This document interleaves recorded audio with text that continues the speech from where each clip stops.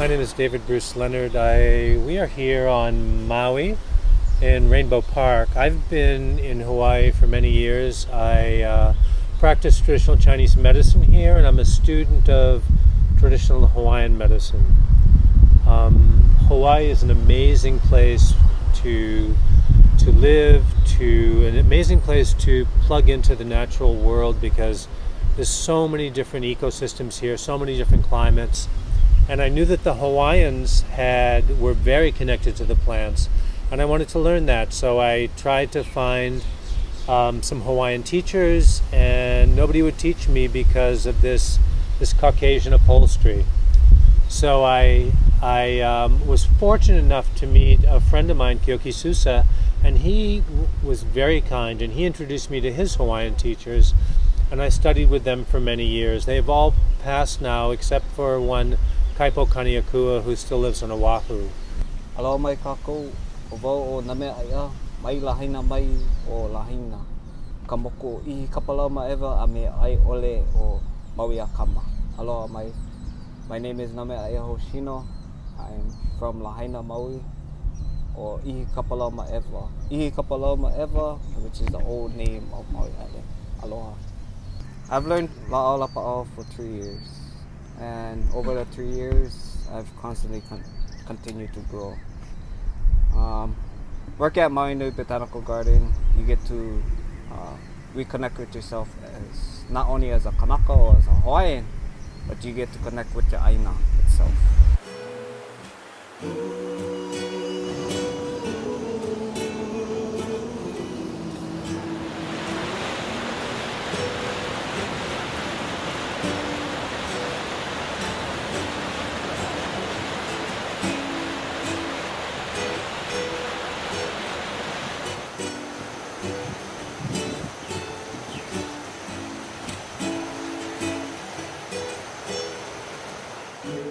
Aloha nui loa. My name is Ute, and I was born in Germany, but here we are on this beautiful island of Maui. And where did I get my knowledge about plant life? I grew up in a plant family, so grandma, grandpa, European background. I studied biology and have been in Hawaii for 40 years, working, teaching, education, and studied nature and ecosystems in Hawaii, particular farming methods in the old traditional Hawaiian way, according to the Ahu Pua'a system, old Hawaiian system of farming. What does nature mean to me? Again, I say aloha, because that pretty much says it all. And alo is life, and ha is the breath of life. So aloha in the old days and still today, people with each greeting give each other the breath of life. All of it is related. The plants, the rocks, the minerals, the wind, the air, nature, all of it is part of us, and it's all our relations, people, animals. And it's my strong belief we're here as caretakers, taking care and giving. Nature is us. It's us, and it's in us. It's within us. It's without us. It's beyond description. I mean, if you think about it, it's a miracle. All these miracles. Those birds. Hear those birds? It's a friggin' miracle. From nothing but rocks and flame and gases, we get this things that are lucid, that are alive, that reproduce out of nowhere, and that's the great mystery. So, to me, nature is that's nature too, right? To me, nature is because it's in us. the best way to access it is by paying attention outside and noticing what's happening inside. So some of these plants of these healing properties that you see here, these are things that we have forgotten, and we must restore that knowledge back. And some of these remedies that you see will actually show in ways of what was used and how it was healed, practitioners. Like the saying goes, like from our elders, Papa Henry Hawaii would say, takes 80% of pule or prayers, 20% of healing. For my ideas and philosophies, I always took that upon a heavy responsibilities as a healer and a practitioner in the Hawaiian arts.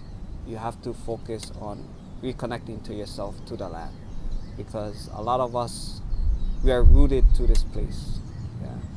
And a lot of the la'aulapa'o that you see, this is the representation of us. My understanding of Hawaiian culture is that it emerges from nature. It's rooted in nature. Traditional peoples, their language and their paradigms emerge from the natural world. So they're always paying very close attention to things. And that paying attention informs them about where they fit in the context of things. When we take, we give back. And there's that reciprocal relationship, which is nature. That's what nature does. She takes and she gives back. So there's appreciation, there's gratitude. Gratitude is always, in Hawaiian, my Hawaiian teachers always said, the most important emotion is gratitude. You always enter the forest with gratitude, and that gratitude is a physiological shift in the body. So we allow our senses to absorb information, data directly from nature. Hawaiian people language wasn't written down since recently. So every knowledge, everything is imprinted in the songs, in the dances, and their general understanding and relation about nature.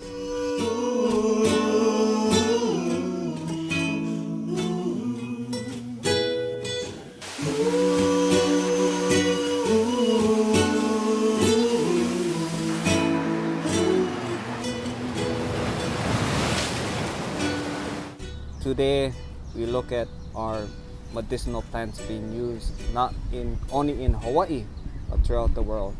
Yeah. Some of the plants that I have here, some of them are being used as a medicinal or foods, and some of these plants that you see here, is a representation of that. You have turmeric. In Hawaiian, we call it olena. My Chinese teacher called it jiang huang, which means yellow ginger. It's amazing. It's a super antioxidant. It actually creates neurogenesis in the brain, so it helps create new synaptic connections in the nervous system and in the brain. It moves the blood, so it's used for injuries and sprains. It's used as an expectorant for the lungs. It's a remarkable plant. This we call is kukui nut, or candle nut, for roasting, for food as well. Also medicinal. Kukui means light in Hawaiian. The sap from the fruit, from the stem, where the stem attaches to the fruit, is used for fungal infections in your mouth. You can rub it on your gums, and it's also a purgative. It's a food, but it's also a purgative. A purgative is something that will give you diarrhea. So if you're going to use it as food, the nuts have to be roasted and then taken in small quantities.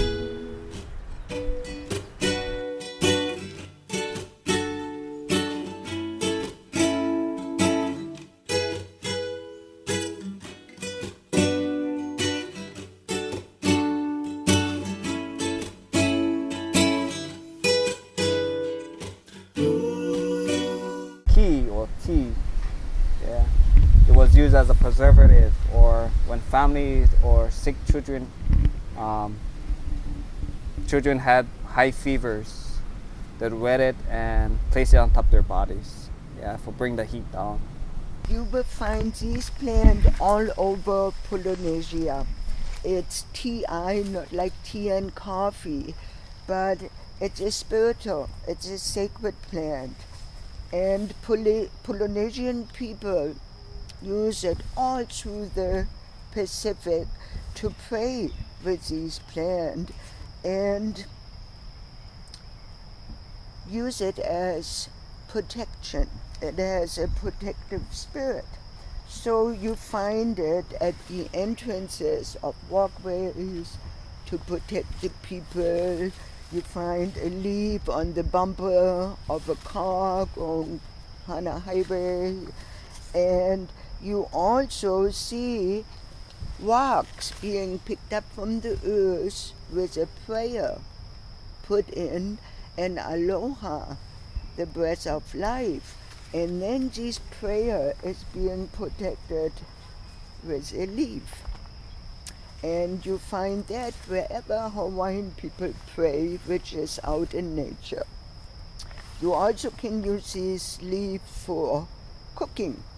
And you can wrap food into it, and it's called lau cooking. So this is one of the most important plants in all of Polynesia, and used for all the ceremonies, and we love it. Tea plant. And you have noni, another medicinal plant. Noni is an adaptogen. It's used for acute and chronic inflammation. It's fantastic medicine. It's used for cancer, all kinds of different conditions. The leaf was used a lot in when families had a person who had sprain, and or dislocation. The leaf was used in ways of if you put it in the microwave or a hot on pan, and you heat it up and place it on the sprained area, or the dislocated area, and the families would wrap it in saran wrap or bandage, and you would steep it overnight, and the swelling goes down, or even in properties of healing the bone. Bananas are a huge family, and they're not trees. They're actually in the family of herbs like basil and parsley and things like that. And they contain about 80% water. So many different kinds. We got big bananas, small bananas, cooking bananas. You can eat them, you can fry them, and also use them for medicine, for all kinds of different things. The sap of the banana is very good for bug bites, and used also internally for stomach problems and things like that. This is the pod which holds all the bananas. Come out, and under each leaf here, see, are your baby bananas. So it's kind of like a little gift package. This starts growing down, and as it grows down, it reveals the hands of bananas. And there we go, there you got your baby bananas. This is a flower. You might wonder, why do bananas have a curve? Once the leaf falls off, the flower is exposed to the sunlight, and the banana is reaching for the sunlight. We also use this pod for cooking. Beans, it's a natural starch, so it thickens your soup and adds a wonderful flavor. The leaves are also being used for cooking, kind of like the tea plant, also adding flavor. Extremely extremely nutritious, and lot of different vitamins, minerals. When the bananas are ready, we cut down the whole banana tree, and we chop her up, put her around her baby, because as she makes bananas, she simultaneously also makes an offshoot, the new generation of bananas. And the cycle here in the rainforest is about 9 months, like babies. And Goticola is one of my favorite plants. That's a blood thinner and a blood mover. The Chinese use it as an old martial arts herb for injuries. It's also used for memory, for heart disease, and for erectile dysfunction in men. And it's also antimicrobial, so it works on skin conditions. And it's amazing stuff. This beautiful plant is a hibiscus, and it grows all over Polynesia. One of the plants which enables these people to travel on their outrigger boats, and amazing plant. It's called how, and it's medicinal. It's mostly female medicine in regards to childbirth, nursing, and all these kind of stuff. And then this inside here is taken out and used to make rope. And it's called how. So if you see any of the beautiful woven ropes in Hawaii, it's from this fiber. Very amazing fiber. It's also enormously strong, and you can't break it. So very important fiber. Also, if you ever wonder, the beautiful hula skirts, how, and makes rope and medicine. If you can make a connection to these plants, you definitely connect yourselves once again with your kupunas, your akuas. They're gods that you want to be looked upon for guidance. It's that physical, spiritual, and the mental that you have to have that reconnection with your where you come from. I can be reached at earthmedicineinstitute.com. We have a school here in Hawaii, and we teach nature skills, which is fire starting, shelter building, bird language, star navigation, and we also do wildcrafting certifications, which are using wild plants as food and medicine.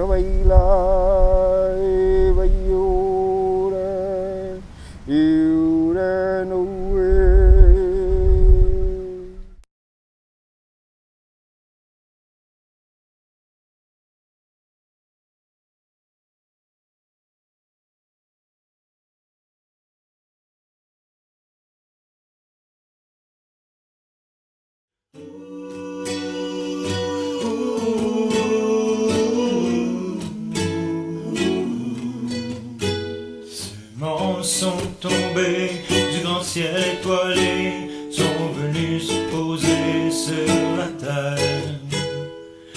Poussière de lune, les anneaux de Saturne, remplis du grand pouvoir de l'univers.